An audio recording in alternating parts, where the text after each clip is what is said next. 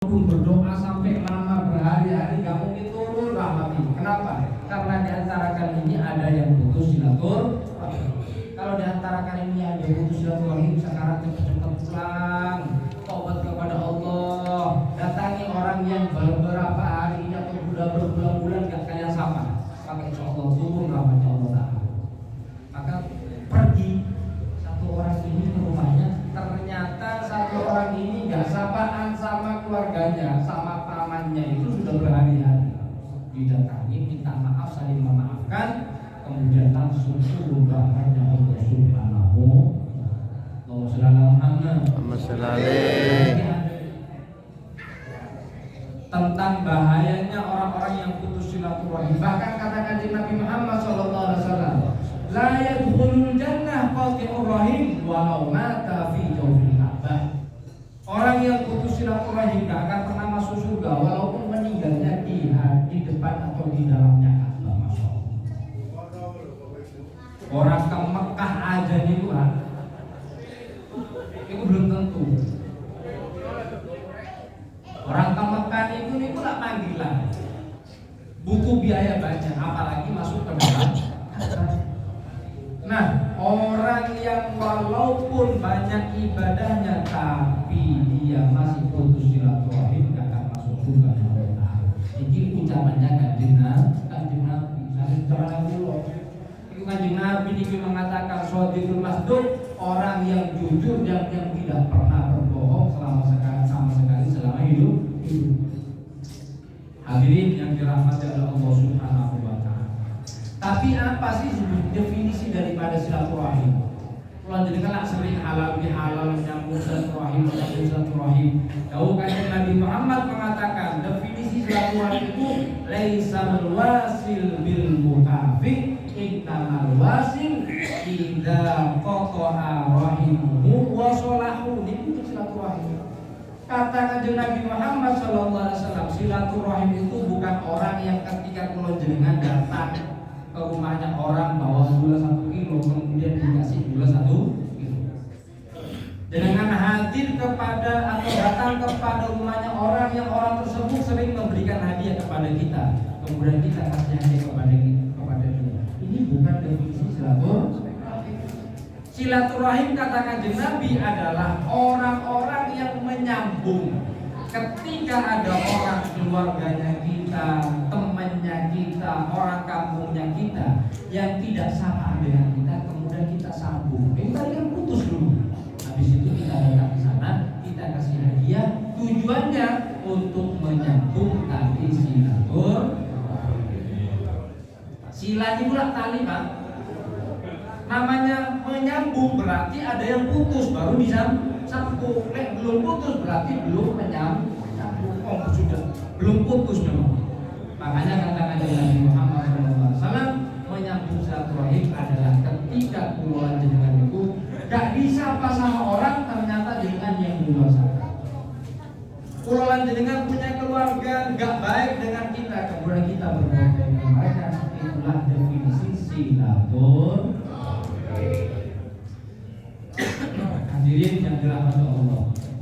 Ini urusan satu cerita. Ada di daerah Yaman itu ada kakak adik yang dulunya rukun, masya Allah. Tapi yang satu kaya, yang satu miskin. Yang kakaknya itu ada satu perusahaan air. Airnya itu masya Allah didatangi orang, laku keras. Setiap hari datang orang untuk membeli air. Sekarang itu mungkin bahasanya itu aqua, air galonnya isi air itu. Tiap hari pasti ada orang yang beli, ramai ini. Subhanallah, pada suatu saat nggak ada orang yang beli. 1 hari, 2 hari, 3 hari, airnya itu sepi. Maka seorang kakak tadi yang kaya raya bingung, kenapa air saya sekarang nggak ada yang beli? Oh biasanya selalu ramai. Akhirnya tadi itu orang tadi mengatakan kepada pembantunya, coba lihat di tandon, ada apa ini? Mungkin ada sesuatu di tandonnya. Setelah diperiksa ke sana, ternyata betul di tandonnya tersebut ada bangkainya tikus atau bangkainya hewan, yang menyebabkan airnya tadi itu nggak bersih lagi dan bau. Heran heran ini kakak ini atau orang kaya tadi, kok bisa tanduk itu kan rapat sudah dijaga, kok ada bangkai yang masuk dari mana? Kayaknya ada yang nggak beres ini. Katanya orang kaya tadi, coba nanti malam setelah kita bersihkan, sampai itu teliti dulu kan nggak ada CCTV mas. Kalau ada CCTV kan enak. Sampai teliti lihat ada siapa yang memasukkan hewan atau yang memasukkan kotoran ke tanduk tadi. Dibersihkan, udah. Setelah dibersihkan, mulailah lagi orang-orang itu ramai, tapi tetap dicenderi dari kejauhan. Subhanallah Pak, setelah beberapa hari ada orang malam itu datang ke tanduk tadi, buka tanduknya, kemudian memasukkan sesuatu lagi. Sama pembantunya tadi dilihat, wah ini mungkin yang menyebabkan air pompanya ini mulai bau, gak ada yang diikuti. Setelah diikuti, selesai masuk rumahnya, kaget nih pembantu. Tahu gak siapa yang menaruh daripada bangkai atau sesuatu yang gak enak tadi? Ternyata adik kandungnya sendiri daripada orang yang kaya tadi. Kemudian pembantunya datang ke orang kayanya, bos, ternyata orang yang bikin air kita ini bau, kemudian gak ada orang yang senang. Adiknya dengan sendiri, bukan orang lain. Kaget dia. Innalillahi wa inna ilaihi raji'un. Kok bisa? Dia dipikir, kenapa saya kok bisa seperti itu? Ternyata dia baru sadar. Sudah berbulan-bulan ini dia itu tidak pernah silaturahmi ke mereka yang kurang kaya tadi, yang kurang mampu. Katanya kakaknya, oh iya ini salahnya saya, karena sudah berbulan-bulan saya nggak datang. Wahai pegawai, besok beli beras, beli sembako, beli minyak, kita bersama-sama datang ke rumah adik saya, kemudian kasih hadiah ke dia. Udah Pak, besok pagi datang ke sana. Nggak bilang ternyata sampai ini yang menaruh ini, nggak ada. Datang ke sana, assalamualaikum, salam, ini hadiah, masya Allah senang banget. Selesai. Nggak pernah nyinggung masalah airnya tadi. Pulang. Setelah pulang, besoknya orang yang hadir atau orang yang beli ke air tadi semakin banyak, semakin banyak. Dan dirasakan airnya tadi itu semakin enak dan semakin harum. Heran nih kakaknya dan pegawainya tadi, kok kayaknya air kita ini kok semakin enak, semakin baunya semakin enak. Kenapa? Diteliti lagi, coba diteliti lagi, ada enggak orang yang melakukan ini?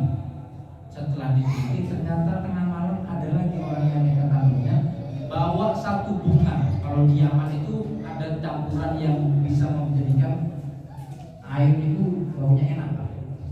Taruh ke tanduknya tersebut yang menyebabkan airnya tadi itu nikmat dan lebih harum.